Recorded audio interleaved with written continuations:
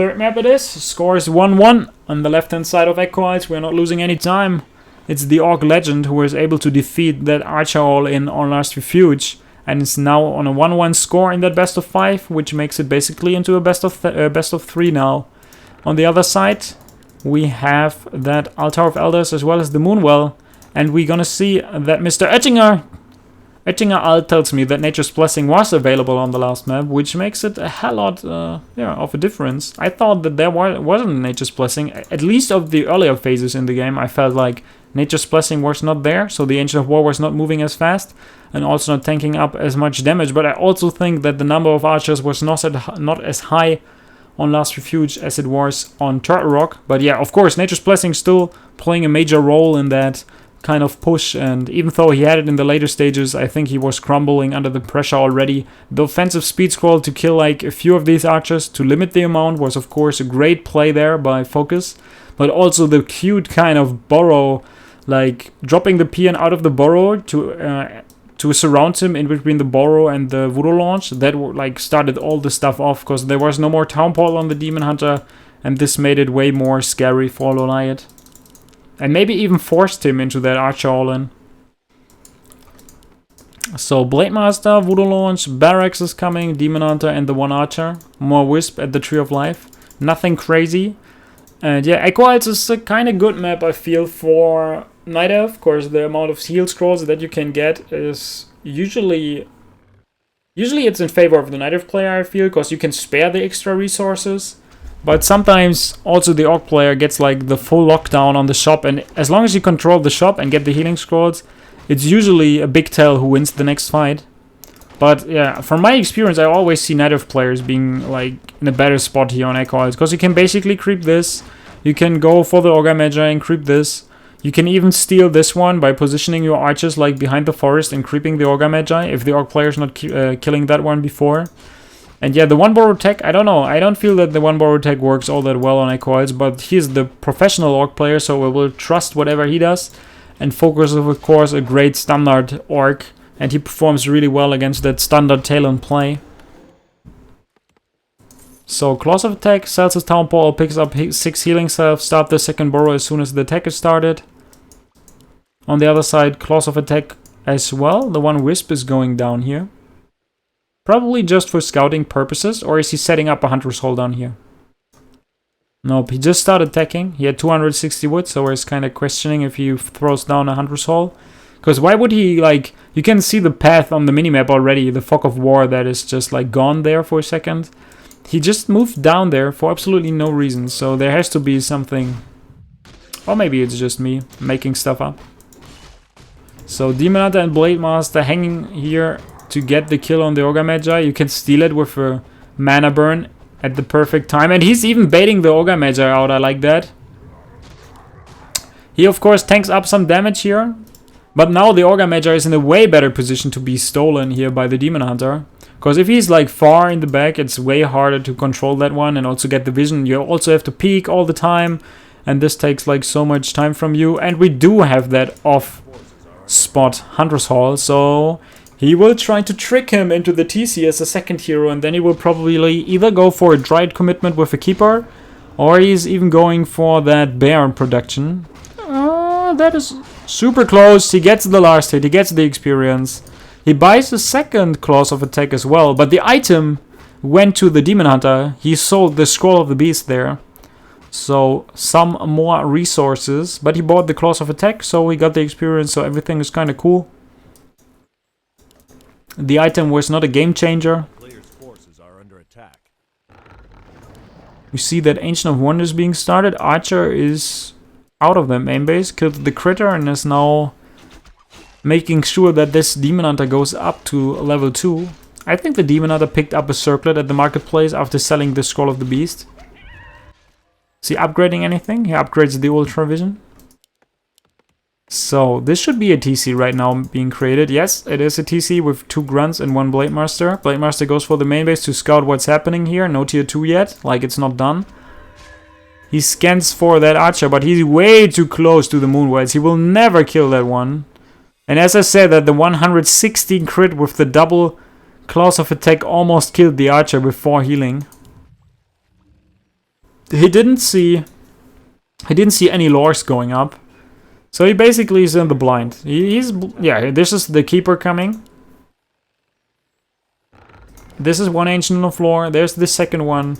The only question that we have right now is he committing to tier 2 or is this a tier 3 play? Another Thurklet for the Blade Master. Plus 14 damage in total, which scales great with the crit, as we all know. So, Spirit Lodge is coming, Bestiary is coming. TC will be the hero. Oh, if he only spawned here, he could have surrounded the Demon Hunter yet again. So he saw the main base. He saw the lores, he probably clicked on them. Now he starts the tier 3 as soon as the Blade Master runs out. He saw that Altar of Elder is shining, so he knows that there's a hero coming out of that one. And this tells you that there's no Beastmaster on the field, and this is a big tell itself. So 2 Grunts, 1 TC, and 1 Blade Master. That's all he got for now. So Keeper is picking up a Staff of Preservation, and this is usually Master Bears. Wow, the 1 Grunt is so low. Can he bait him into a surround? The Speed Scroll is being used to save that Grunt. He runs like in front of him. He gets the kill with the Demon Hunter, and he should be able to escape. And as I see that, I just realized that there's no boost of speed. Why is he not going for that? Okay, the Keeper is coming with the Staff of Preservation that will definitely save the Demon Hunter. But he couldn't know that. Oh, probably he could, because he saw that the altar was shining, because he can like have somewhat of a timing that he knows, okay, that Keeper should be coming any second. Is he getting any upgrades? No upgrades yet in the Hunter's Hall. That Keeper should make it to the base, as well as the Demon Hunter, who's still running away. But that End Snare can definitely be a game changer. Burns that hero. He should have entangled the radar, I feel. That was a mistake. I feel that he should have entangled the radar, and now the radar beautifully blocks, gets the End Snare off, kills the Keeper. Keeper not able to entangle the radar in the very last second. And this was a little bit of a misplay. If he End Snares the radar, that Keeper is not dying. So Ancient of War in a perfect position to give that Demon Hunter a head start into the game with that level 3. And maybe even buys the Berserker, but I don't think that he will go for that. Do we have... no, we don't have a Womel yet, so we will not see any Kodo Beasts for now. A Ring of Protection plus 3. It's not necessarily that bad. Damage reduction goes up to 35%. TC is probably going for Stomp as a second skill against bears, but maybe he already spent that skill point on Wave. He is level 2, so I cannot tell you what kind of a spell it is, but I would rather go for Stomp, because it costs you less mana. And mana will become an issue against the level 2 mana burn. Keeper is coming, he buys Muddy the Mud Golem that immediately dies after slowing down the Forest Troll. Rejuvenation is being casted on the Demon Hunter. Dispel is going down on that Demon Hunter, and he needs to be careful. He needs to use the Town Paw. He uses that one. The Druid of the Claw, the first one on the field, is being the target. And do we have Stomp? Yes, we do, but it's not enough to kill the Druid of the Claw. Second one joins the party.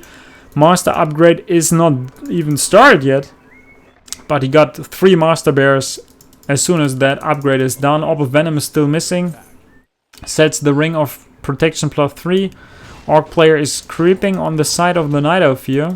But this is a creep spot where he basically stole the big Ogre Magi earlier in the game, so I'm not sure why he's keeping or why he's creeping the remaining ones here. Night Elf needs a little bit more time to get that Master upgrade kicking in. And finally we do see the Wormhole, so it seems like FoCuS either this was his plan all along, that he goes for 3 Raiders, 1 Spirit Walker, or 2 Spirit Walkers, or he just like got a misread on his opponent, because I've seen it right all in with Demon Hunter and Keeper once. I think it was also LawLiet playing that, and it worked really well on Twisted Meadows. So maybe a wrong read that now has to be a main issue, because you need Kodo Beasts to deal with the bears. I don't want to see it's the only way, because Stomp and also the Spirit Walker attack is like magic attack against the heavy armor, and this is taking like extra damage from magic, so this is great. So Spirit Walkers do amazing damage against bears. Tomb of Experience drops to the ground. Keeper is already level 2, is getting closer and closer to level 3. Blade Master is level 3. TC gets closer to level 3 as well. 50 supply for FoCuS. First Kodo Beast will be coming. A defense upgrade is being researched. Bears are coming. We have a Mark of the Claw is being researched so that they can use the raw ability while they are in the bear form and not in the druid form. No upgrades yet for the Night Elf player. I also feel that this is the right decision, because what do upgrades really make a difference for if you are eaten all along? There's one Wisp to give you some Dispel. Dispel is being used. Demon Hunter is the target. There's still an Invo Potion. He's Entangle. Uses that in the very last second. The Stomp barely misses the Demon Hunter in the very last second. He uses an Invo Potion as well. There are a few units about to drop that here from the Orc player. One Entangle, one Mana Burn. Mana Burn killed the Spirit Walker. Another Spirit Walker opens out that Entangle again. Dispels it. Keeps the Raider alive for now. It gives the Night Elf player some more time to either go for some more creeping or kill that Grunt here. There was one remaining Grunt staying a little too long. And now he's paying the price for that, loses one Grunt. It takes a hell lot of time to kill that one with the Spirit Link on.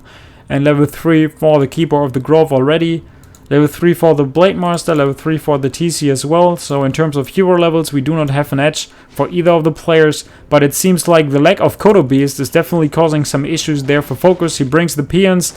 And now he needs to eat one of the bears, or at least two of them if he had a second Kodo Beast. One healing potion is still there on the Blade Master. Needs to use that one. This one is still entangled. The level 2 entangle way too strong. Barely keeping that hero alive. Spirit Walker dies. 2 of the Raiders are super low. No healing scroll there for FoCuS. Can barely heal up his Blade Master. This one is so damn low. He cannot really participate in the fight. No more Dispel to get rid of that rejuvenation. Demon Hunter kills the Blade Master. Stays alive. Kills more and more units. GG is being called by FoCuS. And LawLiet leads 2-1 in their best of 5. And that was YAWS.